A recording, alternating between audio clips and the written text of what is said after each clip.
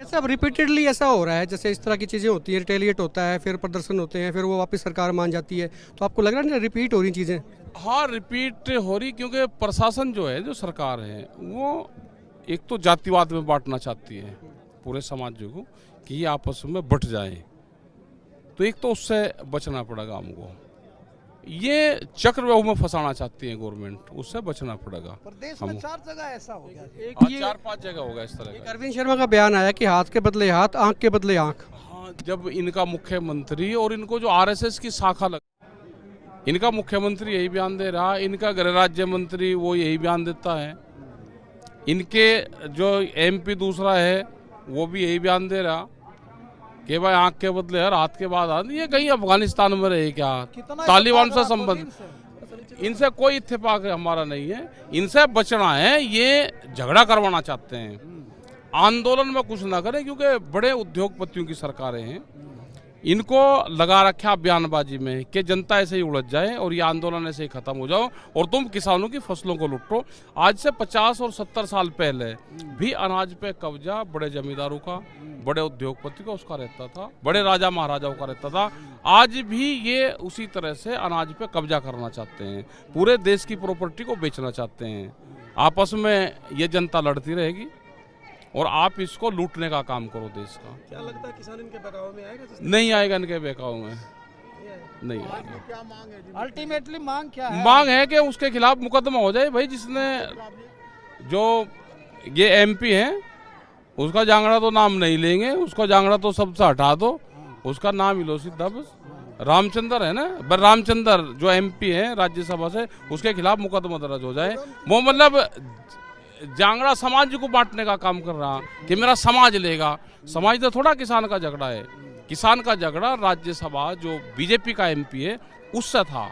अरे ना क्या, तो 1 साल से आंदोलन कर रहा कोई आदमी के लगत जी, अगर आगे क्या करोगे 1 साल से तो बैठा भाई, अब करेंगे सलामों से बड़ा कुछ। सब एक आखिरी सवाल ये कि रास्ते खोलने की कवायद शुरू हुई थी, गाजीपुर बॉर्डर पे भी कुछ हटाए थे, लेकिन वो खुले नहीं। दिया था ऑर्डर किसका था रास्ते खोलने का? कोर्ट, सुप्रीम कोर्ट कहती थी कि खोले जाएं, आप भी वहीं गाजीपुर बॉर्डर पे। पंचायत में सच बोलता है उसका तो फायदा हो, और जो पंचायत में झूठ बोलता है उसका नुकसान हो, और जो अदालत में सच बोल लगा उसको सजा होगी।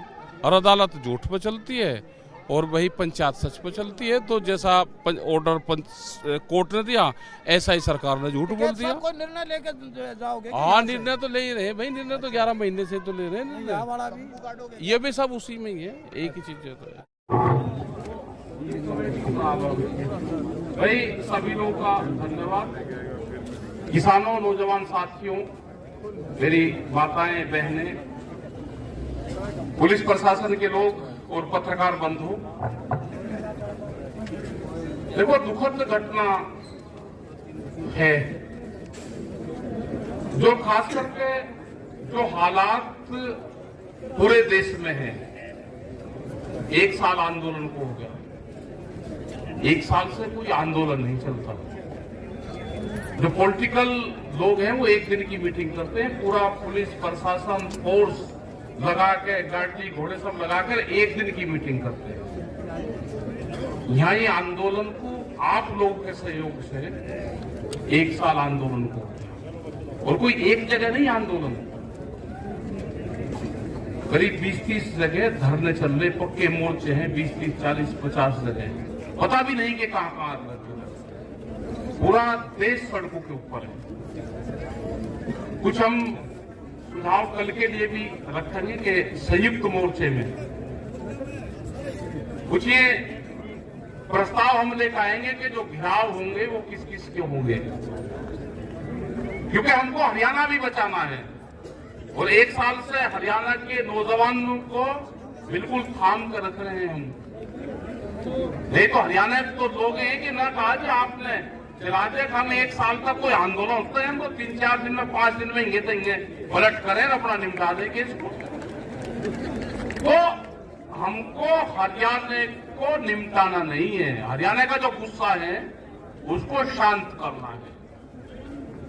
क्योंकि अगर जिस तरह से प्रशासन का रवैया है, अब दूसरे वाले का अगर पता चल गया कि ये अगली कौन सी चाल खेल लेगा, तो हमको उससे बचना पड़ेगा। इनके अब चाल है कि इनका खालिस्तानी वाला मूवमेंट चला गया, पाकिस्तान कहा हमको वो चला गया, इनको छोटा बड़ा किसान इनका बताया वो चला गया, माओवादी बताया, बाहर की फंडिंग इन्होंने बताया। अब इनका जो अगला टारगेट है ये है कि इनको जातियों में तोड़ दो। तो उन जातियों के समीकरण को कैसे हम बचा कर रखेंगे, उसको हमको बचना पड़ेगा उससे। अब ये बता लगे कि ये तो आंदोलन कुछ पंजाब के लोग हैं, कुछ हरियाणा के हैं और कुछ उत्तर प्रदेश का थोड़ा सा हिस्सा है। कल भी कुछ चैनल के लोग बात कर रहे थे, हमने कहा कि ना ज्यादा बता रहे भाई, 4-5 सोनीपत के गांव है, 4-5 गांव तो सोनीपत के हैं, 2 गांव पंजाब के, 3-4 गांव मुजफ्फरनगर के, 7 गांव का आंदोलन है। ये तो ज्यादा बता रहे हैं आप इसको। यहां पे भी जो रामचंद्र, उसका नाम काटवा के जाति का नहीं, वो किसी का, वो बीजेपी का सांसद है। यहां किसी जाति के खिलाफ आंदोलन नहीं था, वो बीजेपी के सांसद के खिलाफ था। जातियों का सहारा लेकर बचना चाहते हैं तो ये तो नहीं होगा। ये जो सरकार है ये तोड़ फोड़ने का काम करती है। ये तो आरएसएस के लोग ऐसे हैं, ये अगर 3 भाई है कहीं एक के पास में बैठने लगे तो आप पुंजारे करवाएंगे। हरियाणा में क्या करा इन्होंने? हरियाणा में इन्होंने जाट वर्सेस पे काम करा। ये गुजरात में गए तो पटेल नॉन पटेल पे काम करा। ये महाराष्ट्र के अंदर गए तो मराठा नॉन मराठा पे काम करा। ये उत्तर प्रदेश में गए तो हिंदू मुसलमान पे काम करा। ये बिहार के अंदर गए तो लालू प्रसाद का परिवार तोड़ा। उन्होंने कहा कि यहाँ पर मजबूत सा परिवार है उत्तर प्रदेश में, मुलायम सिंह वाला, उसके भाई चाचा ने उसको बंटवारा कर दिया। यहाँ पर हरियाणा में आया तो यहाँ पे भी घमासान करके एक परिवार में तोड़ फोड़ करके कि पीछे किसान लाठी लेकर फिर रहा, दूसरा अपने आप को करता फिर रहा, तो यहाँ पर तोड़ फोड़ कर रहे। फिर जातियों में आ गए, फिर घरों में घुस गए, फिर महिलाओं को तोड़ दिया। तो इनसे भाई बचना पड़ेगा इन लोगों से। ये अगर पार्टी जो सरकारें हैं, अगर ये बीजेपी की भी सरकार होती तो भी वो बातचीत करती। ये सरकार है मोदी की, और मोदी की सरकार को चलाती है बड़ी बड़ी कंपनियां। जिन लोगों ने ये पार्टी बनाई थी वे तो मकान के अंदर बंद हैं, उनकी बोलने की हिम्मत नहीं है। आडवाणी जैसे लोग, मुरली मनोहर जैसे लोग जो मंचू पे साथ आते थे, स्वदेशी की बात करते थे, बहुत ज्ञानी आदमी थे, लेकिन बोलने की हिम्मत नहीं है और अपने ही फैसलों को चुनौती दे रहे हैं। ये 2011 में जो नरेंद्र मोदी गुजरात के मुख्यमंत्री थे, उस टाइम पे एक फाइनेंशियल कमेटी बनी थी जो मुख्यमंत्रियों की कमेटी थी। उस कमेटी में एक प्रस्ताव था कि एमएसपी पे गारंटी कानून बनना चाहिए। ये उसके अध्यक्ष थे कमेटी के। वो कमेटी ने प्रस्ताव दिए। उस टाइम के प्रधानमंत्री मनमोहन सिंह के पास में वो प्रस्ताव गया। वो प्रस्ताव आज भी रखा हुआ है, उन्होंने नहीं करा, एमएसपी पे गारंटी कानून नहीं बनाया। इसके बाद में ये काले कानून, ये 2012 में उस टाइम की जो कांग्रेस की सरकार थी वो एक काले कानून लेकर आई थी। इन्हीं के लोग सुषमा स्वराज, कई इन्हीं के मेंबर पार्लियामेंट, उन्होंने स्पीच दी लोकसभा में भी, लोकसभा में, राज्यसभा में। अरुण जेटली, उन्होंने कहा कि ये काले कानून है जो ये सरकार लेकर आई है, इन कानूनों को वापसी होना चाहिए। जो खरीद करता है मंडी में आड़ती, वो किसान का एटीएम है, रात को भी पैसे चाहिए तो ले लेते हैं। उनके बयान है पूरे। हमारी समझ में ये नहीं आया कि 12 में जो कानून काले थे वे 8 साल में कानून सफेद कैसे हुए। 2020 में यही जब इनकी सरकार आ गई तो उसी कानूनों को लेकर आए तो 8 साल के उसमें वो रंग उनका सफेद कैसे हुआ। या तो उस टाइम पे वे सफेद कानून थे या आज वे काले कानून हैं। इन्होंने कहा कि ये एमएसपी पे कानून बना ली वो वाली सरकार और गलत तरीके के कानून लेकर आई। यह सरकार खराब है, इसको बदलना पड़ेगा। ये बन चुका है, पूरा देश लगा, वो गवर्नमेंट को गिराया गया। आज फिर ये आगे हम इनको कह रहे हैं कि भाई अपने ही कानून को आप लागू कर दो। भाई एमएसपी गारंटी कानून आपकी फाइल है, उसको लागू कर दो। उन्होंने कहा जी पहले वाले ने लागू नहीं करा। भाई पहले वाले ने लागू नहीं करा, वो चली गई सरकार। अब तो आप हो। और जो कानून 2012 में काले थे वे 2020 में सफेद कैसे हुए, इनके पास में कोई जवाब नहीं है। ये पूरी दुनिया में, यहाँ नहीं, बहुत कंट्री में ये पूरी दुनिया में अनाज पे अपना अधिकार जमाना चाहते हैं। ये भूख के ऊपर व्यापार करना चाहते हैं। ये रोटी को तिजोरी में बंद करना चाहते हैं। आज कह रहे कि उत्तर प्रदेश में इलेक्शन है तो अप्रैल तक हम अनाज फ्री देंगे। उसके बाद में क्या होगा, क्योंकि अप्रैल तक उनकी वोट चाहिए। जो केएफसी और मैकडोनाल्ड कंपनी का नाम बहुत सुना होगा, जो यूथ है हमारे, वो बचा हुआ भोजन जब शाम को क्लोजिंग होता है उनका 8 और 9 बजे, वो जो बचा हुआ भोजन है वो अपने कर्मचारी को भी नहीं देते। वो डस्टबिन में कचरे के डब्बे में उसको डालते हैं। अगर 2 गुलाब जामुन के पीस बच के अगर उसका बिलिंग होगी तो उसका कर्मचारी खा सकता है जो उसको बांटता है पूरा दिन। अगर उसका बिल नहीं कटा तो कचरे के डब्बे में जाएगा, उसको खाने के लिए नहीं देना चाहते। इसीलिए रोटियों पे अनाज पे अपना अधिकार जमाना चाहते हैं। और ये एक नहीं है, ये कानून और भी है। दूध की भी एक पॉलिसी आ रही। इन्होंने कहा कि बाहर की जो कंपनी आएगी वो 20 रुपया लीटर दूध गांव में बेचेंगे कोल्ड ड्रिंक की तरह, 22 रुपया लीटर। अगर 22 रुपये लीटर ये बाहर का दूध आपके गांव में बेच देंगे तो अपने पशु का क्या होगा, वो तो गया। टर्की एक देश है, उसमें एक भी पशु नहीं है, आज सब खत्म हो गया। यही बिजली अमेंडमेंट बिल में है कि जिसके पास में 2 पशु होंगे तो कॉमर्शियल कनेक्शन देना पड़ेगा। मध्य प्रदेश की पूरी बिजली प्राइवेट कर दी। ये पूरा एक दूसरे से जुड़ा हुआ पूरा सर्किल है। इनका लास्टली टारगेट ये है कि ये जमीन इनको चाहिए, ये जमीन पर नजर है इनकी। आपने केसीसी बहुत लोगों ने ले रखा होगा।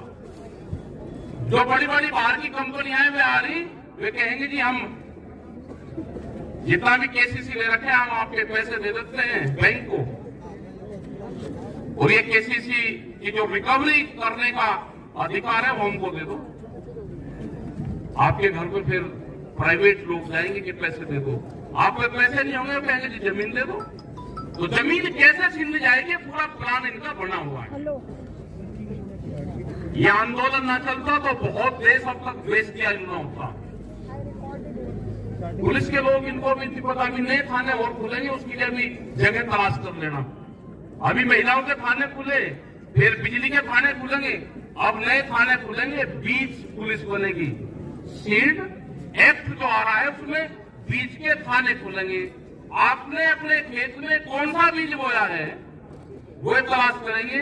एक कंपनी के लोग कहेंगे जिसने मेरा बीज चुरा के बोया, ये तो आप रसीद दिखाइए कहां से खरीद लिया। आपने अगर किसी पड़ोसी से खरीद कर किसी से बो दिया, उसका अधिकार होगा कि बीज पे कंपनी का अधिकार होगा। थाने खुलेंगे, सजा और जुर्माना दोनों है उसमें। तो जमीन तो जानी। और भाई जो भगत लोग हैं इनके, प्रशासन के लोग भी होंगे। 10 साल पुरानी गाड़ियां, ट्रैक्टर, जनरेटर, पंपिंग सेट आप कुछ नहीं चला सकते। जो भगत लोग हैं भाई, जो ये करते हैं कि नहीं नहीं हमारे लिए तो कोई वही देवी देवताएं हैं, यही जो पार्टी है यही हमारी पूजनी है, तो भाई अपना जो 10 साल पुराना ट्रैक्टर है वो जरा खड़ा कर दो। बस जो पंपिंग सेट है जिससे धान की वो कर रहा, वो अपना खड़ा कर दो। कानून को मानना है। ये कानून आ गया है कि 10 साल पुराना ट्रैक्टर, पंपिंग सेट, जनरेटर, कोई भी डीजल से चलने वाला वाहन 10 साल पुराना नहीं चलेगा। इनके यहाँ पे भी ऑफिस में भी खड़े होंगे, फायर ब्रिगेड की गाड़ी खड़ी होगी 32-32 साल पुरानी पाओगी। इनसे भी जरा पूछ ले करो, क्योंकि पूछताछ कम करो, आप लाठी ज्यादा रखो, पूछताछ करो इनसे। एक भी पुलिस की गाड़ी का इंश्योरेंस नहीं पाएगा। ये पुलिस वाले भी भाई ध्यान से सुन लो, एक भी गाड़ी का इंश्योरेंस नहीं पाएगा आपकी। आप जो भागो और काट दे चलान, या तो आप भी ठीक काम कर लो, हम आपकी भी लड़ाई लड़ रहे हैं, क्योंकि कोई शहर से गुस्सा नहीं आ रहा कोर्ट गुस्सा, सारे गांव के ही परिवार के लोग हैं। और सैनिक बल जो 22-22 हजार रुपए में नौकरी कर रहा है, पेंशन खत्म होती जा रही है आप लोगों की भी। तो ये मजदूर की भी लड़ाई है, ये जो कर्मचारी है उसकी भी लड़ाई है। ये लड़ाई लंबी चलेगी, और लंबी लड़ाई जो भी चलती है वो शांति से चलती है। अभी बातचीत आपकी होगी, बातचीत को प्रशासनिक अधिकारी बता देना अपने वहां पे चंडीगढ़ तक, बातचीत करके या तो समझौता कर लेना। जो किसान बात कहेगा, जो हमारा प्रतिनिधिमंडल जाएगा, उससे बातचीत कर लेना, नहीं तो आपको बता रखा, अपनी घोषणा कर देना, हम रात को हिसार में ही रुकेंगे। अभी जाएंगे हॉस्पिटल में, रात को रुकेंगे हिसार में ही, सुबह भी उसका पता लेकर आएंगे, और फिर कल आपकी तरफ फिर आपका पता लेंगे। अगर बात नहीं बनेगी तो फिर आपका पता लेंगे। अपना जो घोषणा कर दी, घोषणा करेंगे, हमारे अध्यक्ष जी घोषणा करेंगे। उस बातचीत के बाद तो ये है कि अपनी बात निपटा दो। हमने 26 तारीख तक का भारत सरकार को समय दिया है, 26 तारीख तक भारत सरकार के पास में भी टाइम है, बातचीत कर लें। हमारा संयुक्त मोर्चा बातचीत करना चाहता है।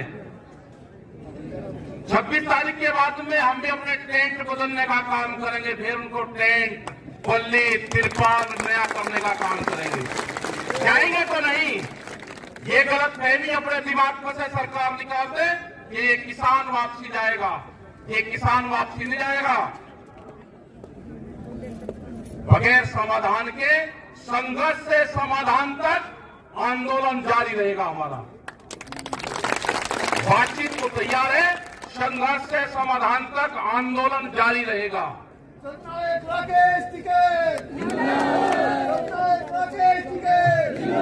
आप बातचीत करो शांति से।